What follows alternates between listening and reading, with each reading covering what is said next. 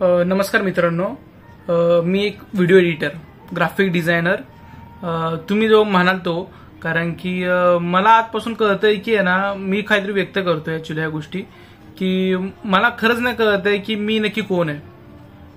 Graphic designer video एडिटरचं life काय आहे नक्की. मला हा व्हिडिओ बनवायचं काय कारण नाहीये, काहीच कारण नाहीये. म्हणजे आज काय स्पेशल दिवस पण नाहीये किंवा मंडे मोटिवेशन पण नाहीये. मला वाटतं म्हणून मी हा व्हिडिओ बनवतोय. कारण की ना, जो तो तो टपली मारून जातोय. व्हिडिओ एडिटिंग काय असतं? व्हिडिओ एडिटिंग ग्राफिक डिझायनर काय असतं? कॅनव्हामध्ये तर टेम्पलेट उचललं, ग्राफिक डिझायनर बनला. कॅपकटमध्ये व्हिडिओ एडिट केली, बनला व्हिडिओ एडिटर. पण हेच असतं का आपलं लाईफ व्हिडिओ एडिटरचं? खूप जण व्हिडिओ एडिटिंग करतात, ग्राफिक डिझायनर पण खूप जण आहेत. त्यांच्या क्रिएटिव्हिटीला काहीच मान नाही. म्हणजे जो तो येईल तो बोलेल काय यार, फक्त इफेक्ट तर टाकायचे आहेत फक्त. कॅनव्हामध्ये फक्त टेम्पलेट घेऊन तर चेंजेस करायचे फक्त. स्वतःचं डोकं काय वापरायचं नाहीये.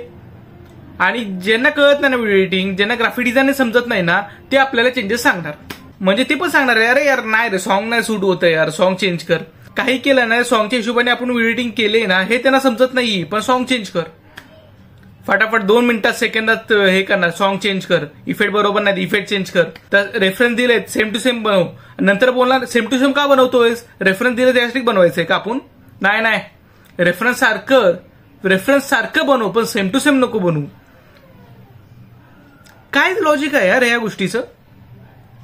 मला काय समजलं नाही या गोष्टीचं. जेव्हा मी लॉजिक शोधतो ना, की कधी कधी आहे ना, क्लायंट्स पण बोलतात खूप सारे की नाही सॉन्ग चेंज कर किंवा इफेक्ट चेंज कर, अरे टेक्स्टच बरोबर नाहीये. म्हणजे आपण एवढे वर्ष जेव्हा व्हिडिओ एडिटिंग करत होतो तेव्हा नक्की आपलं डोकं कुठे शेण खायला गेलेलं? प्रॅक्टिकल गोष्ट आहे ना ही.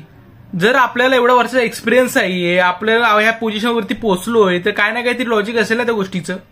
ठीक आहे, तुम्हाला तर नॉलेज आहे, मी मान्य करतो. काही काय असतात चेंजेस, काही चेंजेस खूप सारे चांगले असतात की नाही ठीक आहे आमचं चुकलं, आम्ही माफी मागतो त्याबद्दल, की नाही हा ते चेंजेस तुम्ही बरोबर सांगितले. पण काही काही ठिकाणी जरा आमचं पण ऐकून घ्या ना. काही काही ठिकाणी आम्ही पण बरोबर असतो ना.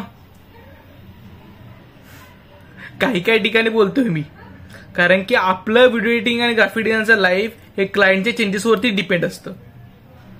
कितीही काही झालं ना तरी कितीही काही झालं तरी चेंजेस मेन आहेत. चेंजेस पाहिजेच. पण मी असं ना म्हणत ना प्रत्येक डिझाईनला चेंजेस आहेत. त्या डिझाईनला चेंज करायची गरज पण नसते ना, ते डिझाईन चेंज होतात अननेसेसरी. अरे यार ही लाईन इकडे सरकव, ही लाईन तिकडे सरकव, अरे मिडल मध्ये घे. हे आपल्याला कळत नाही का मिडल मध्ये घ्यायचं ते? का आपण रेशिओ बघतो, राईट लेफ्ट वरती खाली.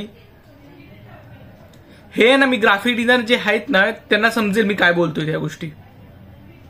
आणि किती पेनफुल आहे ना. आपण आहे ना कधी कधी मीम्स बनवतो ह्यावरती यार.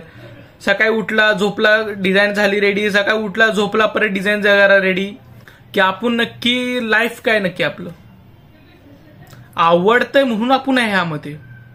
जर ह्या गोष्टी आवडत नसल्या असत्या ना तर आपण ह्या गोष्टी केल्या पण नसत्या.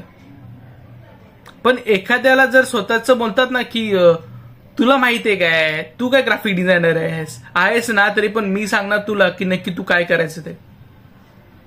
की मी सांगणार तुला चेंजेस काय असणार आहे, क्लायंटच्या हिशोबाने चेंजेस तू करायचे त्या गोष्टीसाठी.